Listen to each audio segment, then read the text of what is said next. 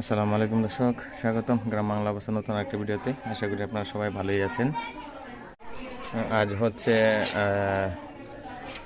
জানুয়ারির 2 তারিখ 2026 সাল, রোজ শুক্রবার, জুম্মাবার।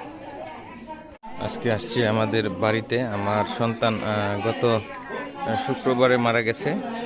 এক শুক্রবারে মারা গেল, আরেক শুক্রবার 7 দিন হয়ে গেছে। তো আসছি মসজিদে জুম্মা টুম্মা পড়ে একটু দোয়া দুরুস পড়াবো। আর গ্রামের মসজিদে আসছি, আপনাদেরকে একটু দেখাই। দেখতেছেন, এটা হচ্ছে আমাদের গ্রামের মসজিদ। গ্রামের মসজিদে অলরেডি নামাজ শুরু হয়ে গেছে।